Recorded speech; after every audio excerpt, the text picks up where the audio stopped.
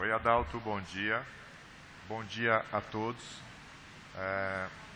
Eu queria agradecer o convite da Comissão Científica da Sociedade Paulista de Infectologia para estar aqui participando com vocês, trocando algumas ideias em relação à toxoplasmose.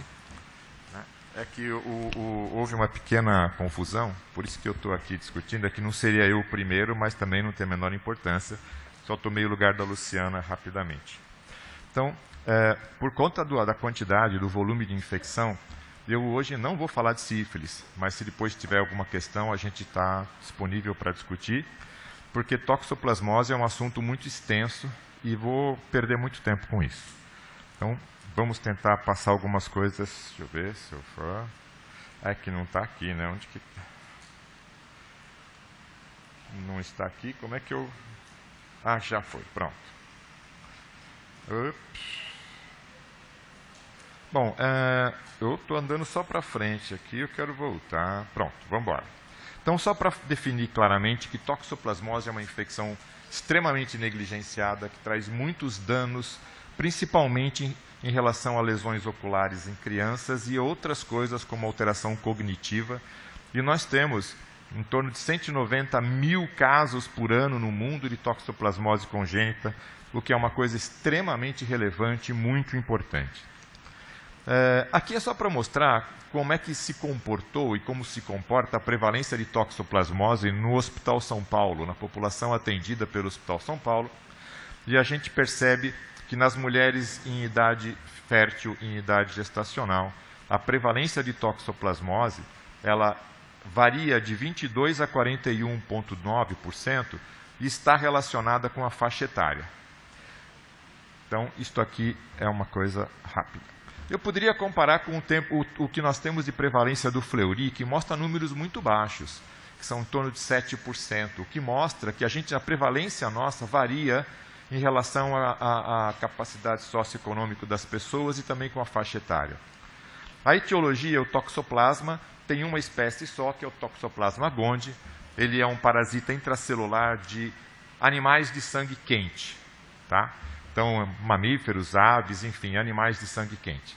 O que nos interessa na discussão do agente toxoplasma é isto aqui que eu não quero confundir muito, mas é fundamental para a gente aqui no Brasil.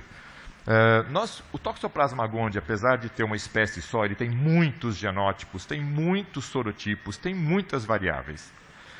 E o que existe nisso? Todas as informações que nós temos, elas estão relacionadas com os genótipos clássicos da Europa, principalmente informações da França, da Áustria, da Alemanha e até, em parte, Estados Unidos. E o genótipo predominante deles lá é o genótipo 2, que é o genótipo menos agressivo. Enquanto que na América Latina e predominante no Brasil não existe genótipo 2.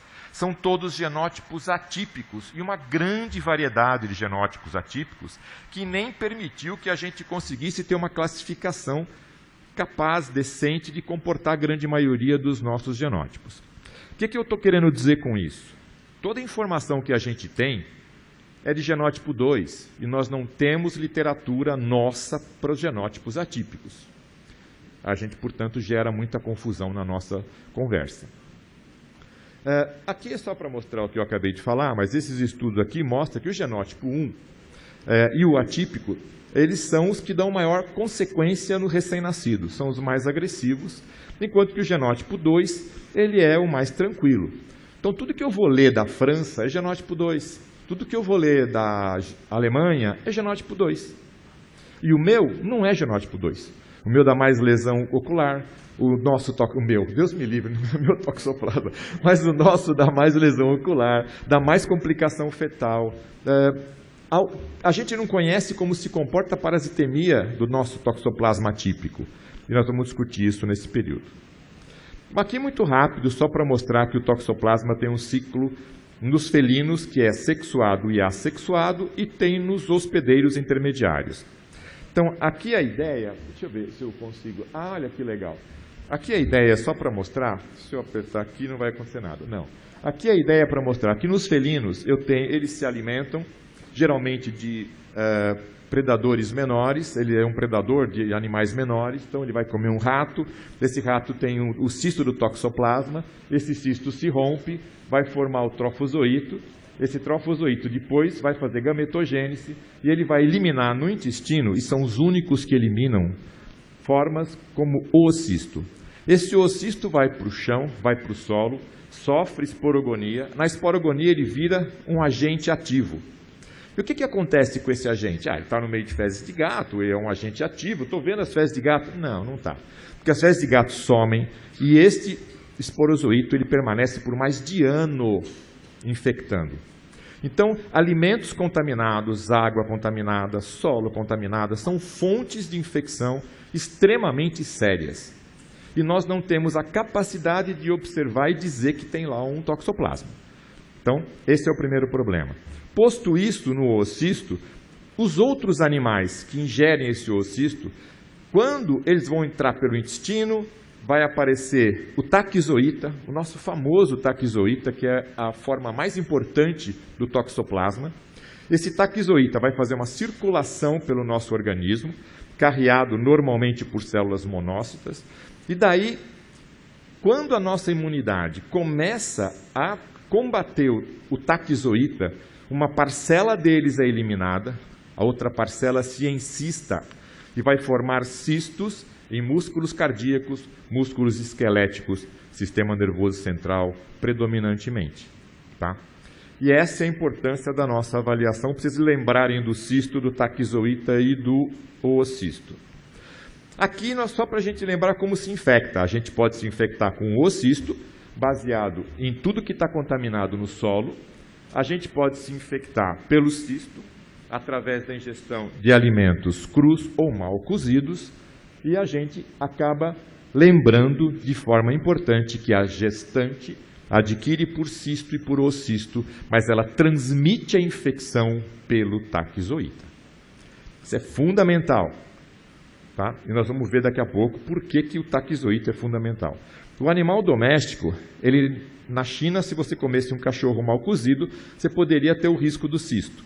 No Brasil, como o cão não é um alimento, ele é um parceiro, ele vai para a rua, ele traz da rua para casa os oocistos que estão no chão. Então, o cão é um vetor mecânico, ele traz da rua para casa, você agrada o cachorro, põe a mão na boca e você se contamina por oocisto. Bom, aqui é que começa a fase importante. O que a gente tem de estudos de presença de taquizoíta demonstram o seguinte, isso vem desde Hamilton lá atrás e permanece até hoje esse conceito, mas como eu digo, são conceitos pré-genóticos clássicos.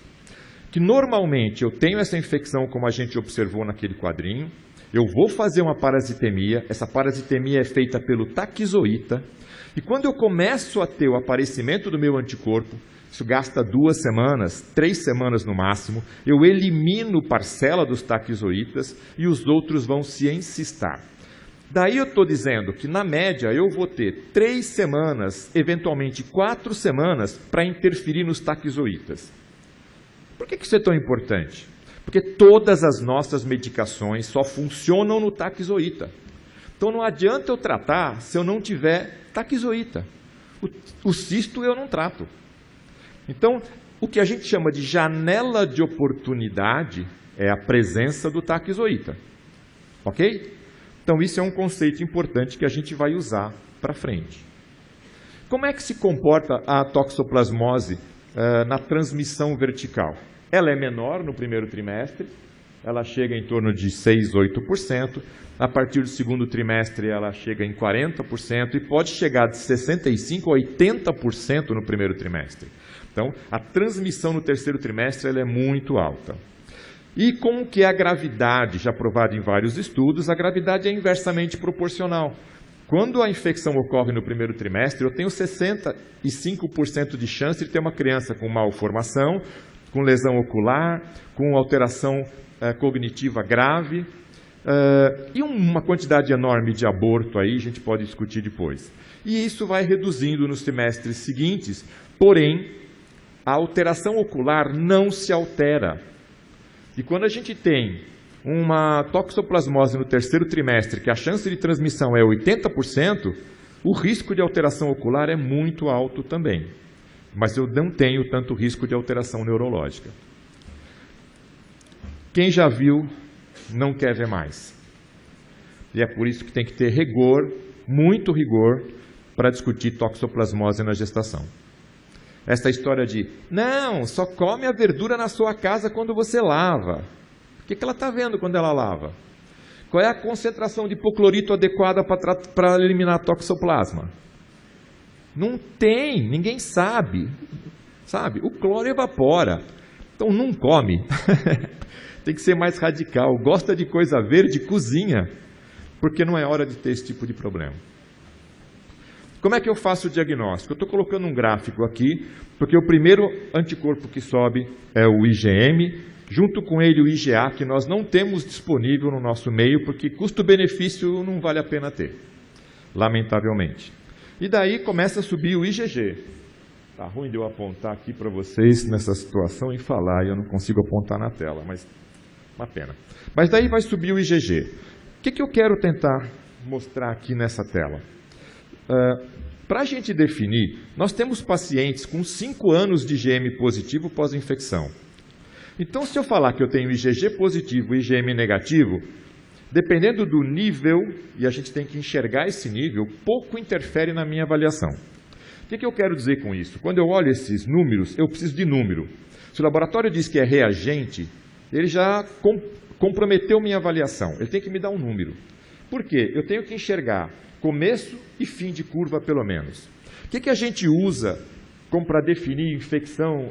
Opa, estou tirando daqui, mas eu quero usar aqui. Infecção recente. É a avidez. Eu vou mostrar que a avidez é muito pobre quando ela é baixa. Tá? Mas o que é uma avidez baixa? É quando eu tenho a junção de antígeno e anticorpo frágil e eu consigo separar com facilidade no laboratório. Então, se isto é infecção recente, eu tenho que colocar na curva. Tem que estar aqui. Olha, isso aqui está horrível. Estou segurando, não estou mexendo. Aqui. Vamos lá. Opa, tá bom, vamos ver. Ó. Olha, não estou conseguindo mesmo segurando. Isso aqui não está nos ajudando, né? Mas eu quero dizer o seguinte, uma avidez baixa. Na tela, para mim, seria melhor. Olha que coisa, fica mais fácil. Ó. Perfeito.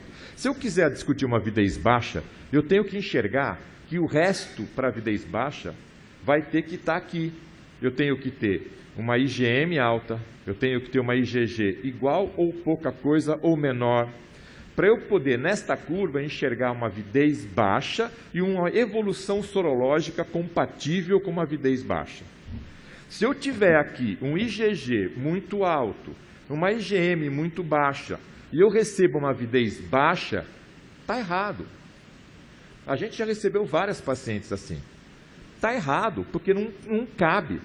Quando a gente vai discutir sorologia, o que significa isto aqui? Quando eu pego um resultado de exame, eu estou vendo praticamente uma foto de uma corrida de automóvel. Eu estou vendo um momento parado de algo que está em movimento.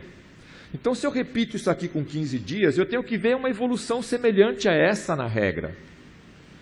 Então, é importante a gente ter este gráfico no contexto para juntar com o que nós acabamos avaliando de avidez. Então, vamos lá.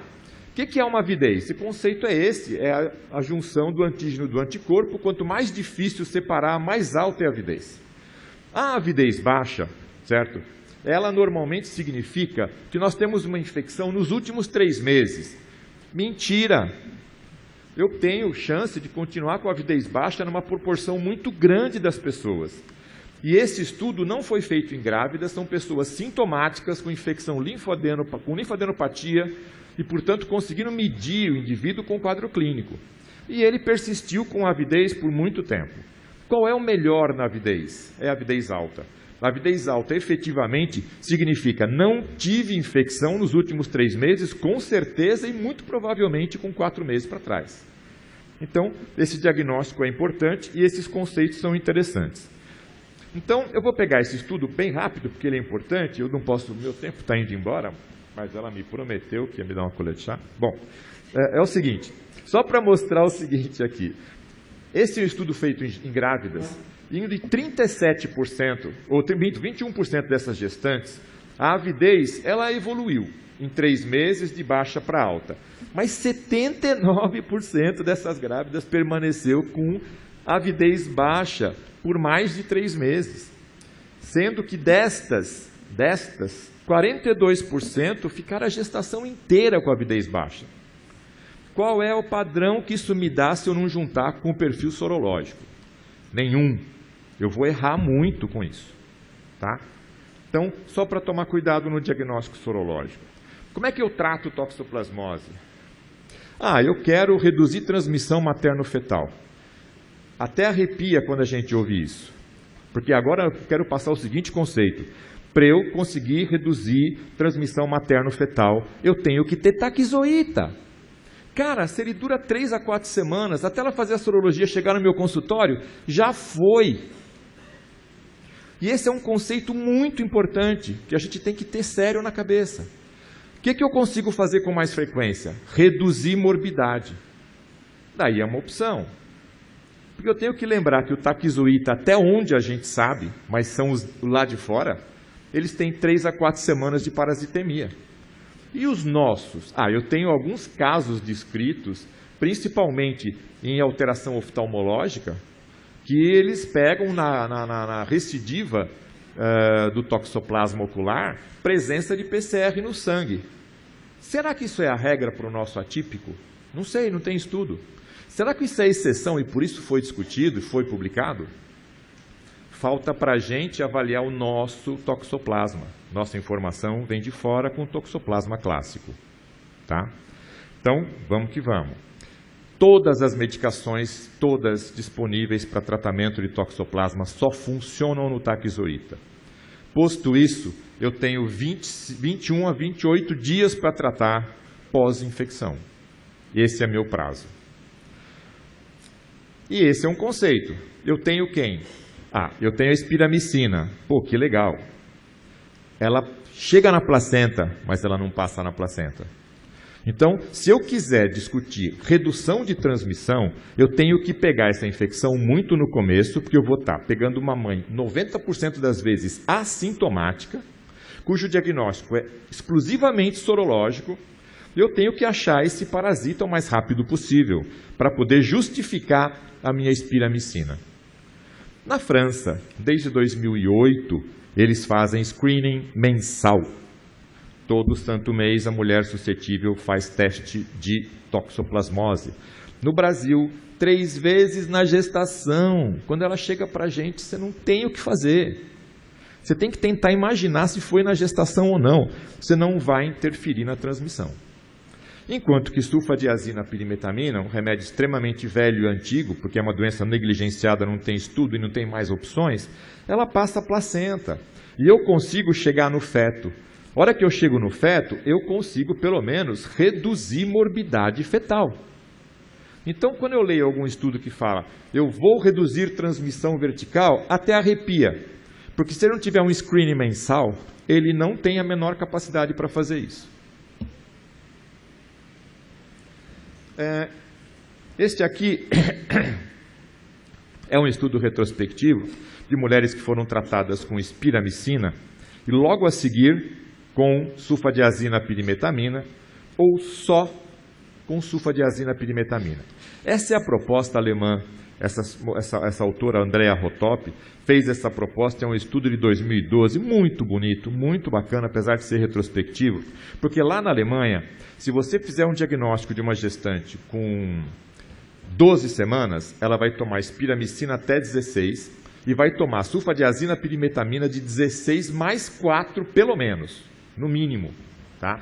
E o que ela observou aqui? Ela observou que ela tem um grupo grande de gestantes, mas a gestante que seria para a gente mais adequada de avaliar seria a gestante que fez soroconversão, porque a gente garante e jura por Deus que ela teve toxoplasmose na gestação. Essas com soroconversão, 11 de 94 transmitiram infecção. Tá? E ela teve uma taxa de complicação clínica, manifestação clínica fetal de 1,6, que lá é baixa e é diferente do resto do mundo. E importante é isto aqui no estudo dela, que eu não posso perder muito tempo, porque estou aqui já no fim e nem comecei. Toda vez que ela interferiu com menos de 4 semanas o diagnóstico, ela teve uma melhora na manifestação clínica fetal. Toda vez que ela interferiu com mais de 8 semanas o diagnóstico, não adiantou nada. Continuou tendo alteração fetal, de 19% para 70% de comprometimento fetal. Então, se eu atrasei na minha introdução da medicação, eu perdi o timing. Mas por que eu não uso sulfadiazina pirimetamina com 12, 10 semanas? Porque ela tem um potencial de toxicidade, certo? Para o feto. Né? Predominantemente alterações medulares, etc. E para a mãe, predominantemente alterações cutâneas de reação alérgica. Mas, por isso que aqui, no caso, ela só faz a partir de 16 semanas. Este estudo é fundamental porque ele é o único estudo prospectivo. Então, na França, Laurent Mondebroux, que é um autor que trabalha muito com isso, ele pegou e ele fez o seguinte, ele queria avaliar, e ele pode fazer isso lá, porque ele faz a cada 30 dias um screening, ele queria avaliar como se comportava a sulfadiazina pirimetamina em relação à espiramicina em mulheres grávidas com mais de 18 anos que tinham soroconversão na gestação para garantir e que tinham mais de 14 semanas para você evitar risco de alteração fetal pelas medicações. Muito bem, o que aconteceu aqui? As variáveis eram todas muito parecidas entre os grupos que ele escolheu, da espiramicina com 70, sulfadiazina com 73. Eu queria só mostrar uma coisa interessante nessa curva aqui. Essa curva, ela mostra, primeiro que, apesar de tomar medicação, ela é semelhante à curva da evolução natural. Menos transmissão no primeiro, mais no segundo, mais no terceiro. Porém, a curva em vermelho é da espiramicina, e ela está sempre distante da curva em azul, que é da sulfadiazina pirimetamina. Então, a sulfadiazina pirimetamina provavelmente tem melhor ação na proposta dele de redução de transmissão vertical, tratando taquizoíta da mãe, porque quando eu falo profilaxia, eu estou tratando a mãe e a placenta, certo? Em relação à espiramicina. Então, aquele conceito que a espiramicina é ótima, é maravilhosa, para com isso. Todo mundo está vendo que a sulfadiazina pirimetamina, mesmo para a mãe, funciona melhor. E ainda passa a placenta. Tá? Então, isso aqui. Qual foi o resultado dele? Ele, nas 143 gestantes, ele conseguiu fazer 131 amniocenteses. No grupo da espiramicina, 13 de 64 mulheres tiveram resultado positivo. No grupo da sulfadiazina, 7 de 67. É nada mais, nada menos do que o dobro. E a discussão, você vai, é o dobro mais o P 0,14. Porque na França também acontece isso. Falta de verba, eles não conseguiram recrutar o número de mulheres que eles queriam. Então eles tiveram que interromper esse estudo por falta de verba, de recurso. E essa é a autocrítica que o autor faz em relação a esse estudo. Diz que apesar da avaliação da amniocentese ser o dobro, ele não conseguiu concluir diferença estatística porque ele teve uma alteração na proposta inicial dele de entrada de pacientes. 6 pacientes tiveram toxoplasmose clínica quando eles nasceram, apesar do PCR negativo. No caso da espiramicina, foram 13%, no caso da sulfadiazina pirimetamina, 25%. Puxa, por que sulfadiazina pirimetamina tem mais? Porque eles começaram a tratar com isso. Eles começaram a tratar com sulfadiazina pirimetamina. O risco de você ter uma amniocentese negativa com toxoplasma dentro é entre 9% e 10% no PCR. É a falha dele. Na hora que eu estou tratando com sulfadiazina e pirimetamina, eu estou reduzindo os taquizoítas que eu tenho no líquido amniótico. Eu vou aumentar meu falso negativo. Ok? Então, esse é um conceito que ele demonstrou também.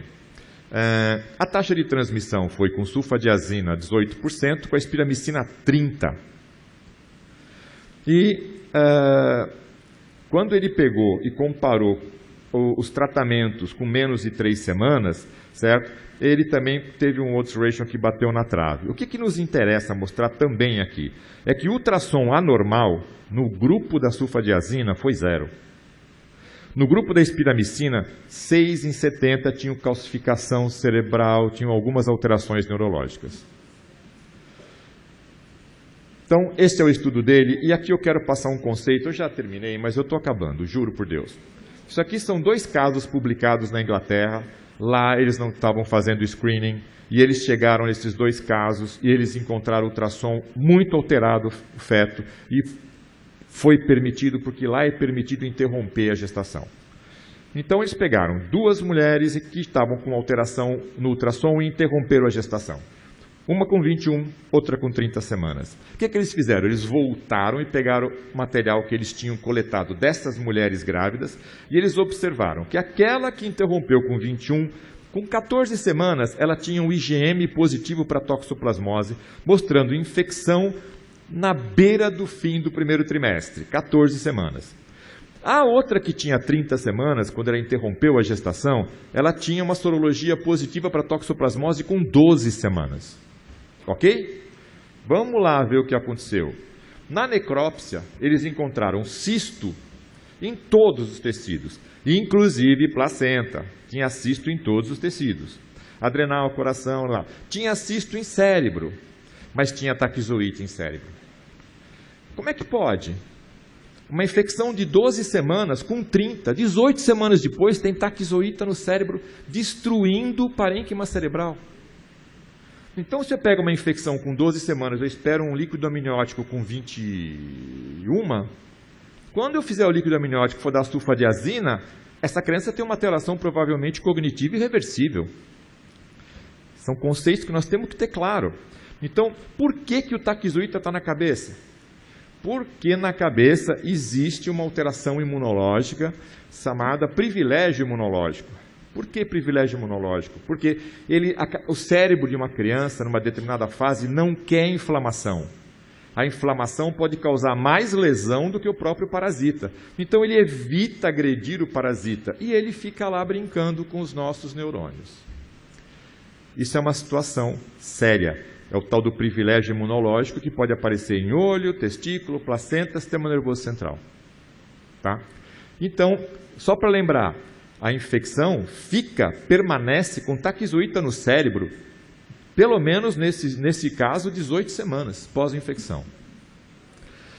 Rapidamente, essa é a proposta para tratamento da senhora Andrea Rotop, 2012, só para a gente contextualizar. O que eu quero chamar a atenção aqui? Aqui toda gestante com menos de 16 semanas, está aqui, que eu estou com muita dificuldade de apontar isso aqui para vocês, sabe? Infelizmente esse sistema de seta aqui está ruim. Mas toda começa com espiramicina.